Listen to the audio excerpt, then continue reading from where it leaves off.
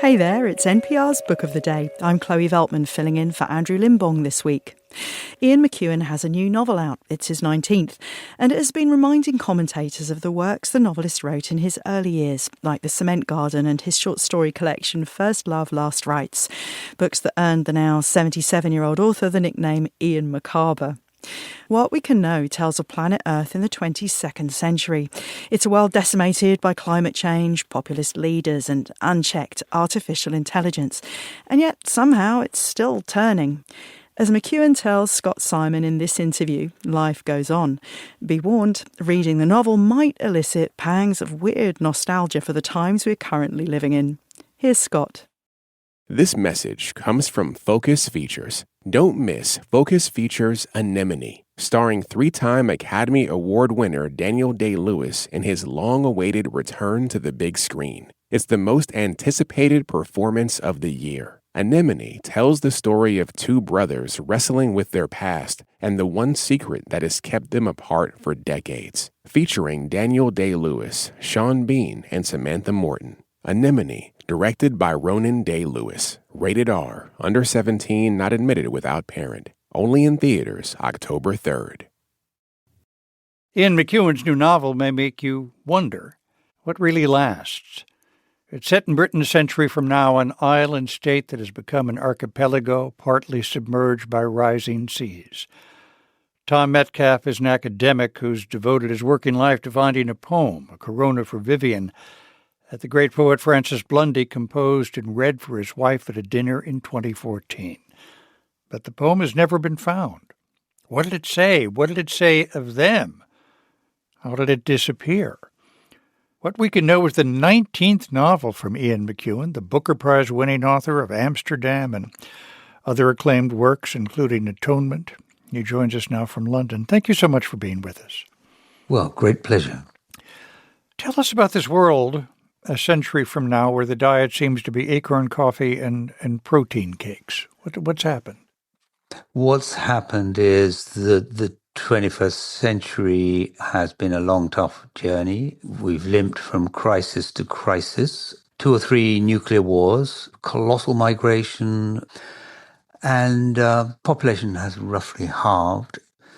And England is a rather sleepy archipelago, as you said. But life goes on, and it's rather dull and rather conventional. Universities are still holding out, and interest persists in our time. They look back on us, they see a great deal of craziness, dereliction of duty to the future, but also risk-taking, highly inventive. And my scholar, Tom Metcalf, is full of envy for our time as he researches into the life and milieu of this poet and the quest for this missing poem. What does he envy? Envy for the variety of cultural expression, rock concerts, gay pride marches, orchestrals, operas, you name it, cheese rolling competitions, 2 guys playing golf on the moon, people going 4,000 or 5,000 miles for a week's holiday. And he keeps thinking back on all the things that could have been saved and weren't, like biodiversity, getting our minds properly around climate change. What makes the poem, A Corona for Vivian, so hard to track down? Well, he reads it aloud, as you said, at this dinner for friends and family. And he presents it to her. He's destroyed every other single draft, every single note about it. He's written out a fair copy on vellum, on parchment. He hands it to her after the reading, and we don't know what she did with it. Well, we have to wait for more or less the last sentence of the novel to find out. And what makes the past so difficult to uncover for the society you're describing? Well, that question really takes us to the heart of my title, What We Can Know. What we can know about the past, what we can guess about the future, and what we can know about each other is crucial to the unfolding of this novel. So Tom Metcalf has access to tens of thousands of items of information about Francis Blundy's life, his daily emails, his texts, all his interviews, all his lectures. everything. But to what extent does that actually bury the truth? I mean, I like to compare it to, say, a scholar researching the 19th century, where he might be looking at Napoleon's letters. He wrote about 3,000 words a day in letter form. Darwin's letters, like also. Right up into the 19th and three-quarters of the way through the 20th century, letter writing was usually much more thoughtful, much more depth to them than the kind of things we send each other, like, I'm on my way, or see you at 11, or You up? Yeah. help me, doctor, my tooth hurts. He has to wade through a great deal. And part of the pursuit of this novel is precisely as the title says. And the second half of the novel is taken up by a completely different narrator, someone who is contemporary to us. I'm not going to say too much about that, but we see a completely different side of everything that we've learned so far. May I ask, given the intellectual and moral effort you went through to write this novel and a vision of the future, staggered against what kind of world we live through now, is there a future for art, music, stories? In my account of this, yes. In other words, life goes on. And that's more or less, if you take the first half of the 20th century, I was born in the shadow of the war, the Second World War, and at my back were somewhere between 80 and 90 million dead. But I belong to that generation. We had rock and roll, we had cheap paperback books, we had a lot of access to kids who normally would not have expected to be at university, kids like myself, in fact. And we were rather tired of our elders' parents going on about the war and the Great Depression. So I think when we speculate about the future, and this is speculation, not prophecy. I mean, I have no idea what's going to happen tomorrow. I guess many of the novels I see about the future are classed under science fiction. This is science fiction without the science. I'm sort of more interested to know, what is the future of history? What is the future of universities? What is the future of thinking and loving and daily life? When Francis Blundy reads his poem, which is a long poem and in a rather difficult form, I have the privilege of going round the table and entering the minds of all his listeners and what they're thinking.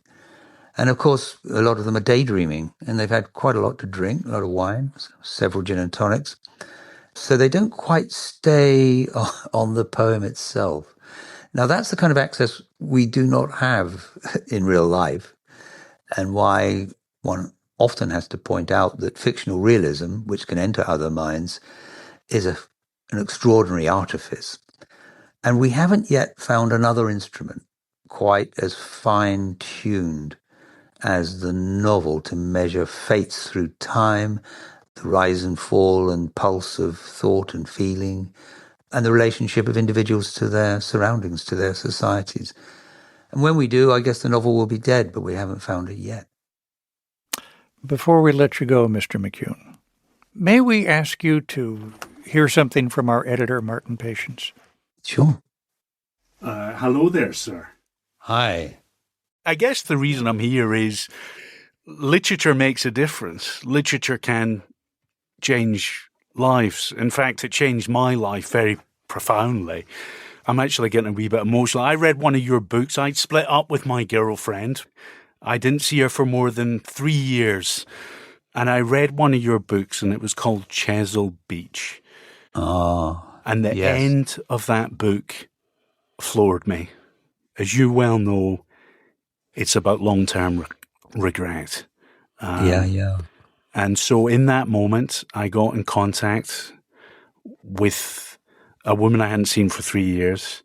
And I said, I'm coming to New York to see you. And she said, I don't want to see you. I think my specific sentence was, I don't know if I'll have time for you. But I was there to pick him up at the airport. Yes, and we get married a couple of years, 2 or 3 years later. We now have a son. And wonderful. Yeah. Great. Good 14 outcome. years. Very pleased to hear all that. Oh, my word. Rekindled love, I think is the term for it. Rekindlers are people who loved once part from each other, meet again and fall in love again and stay together. So you are rekindlers if you didn't know what you were. Martin Patience and Arpin Munir. Don't ever leave each other again. Ian McEwan, his latest novel, What We Can Know. Thank you so much for being with us. It's been a great pleasure.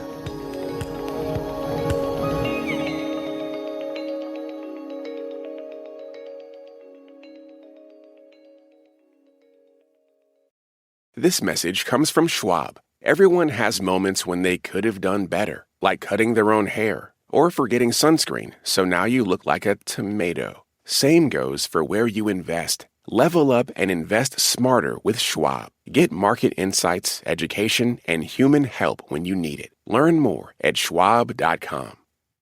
Support for NPR and the following message come from Boll & Branch. Turn your bed into a sanctuary this fall with their buttery, breathable bedding. Enjoy 15% off your first set of sheets at BOLL&branch.com with code NPR. Exclusions apply. This message comes from NPR sponsor Rosetta Stone, an expert in language learning for 30 years. Right now, NPR listeners can get Rosetta Stone's lifetime membership to 25 different languages for 50% off. Learn more at rosettastone.com/NPR.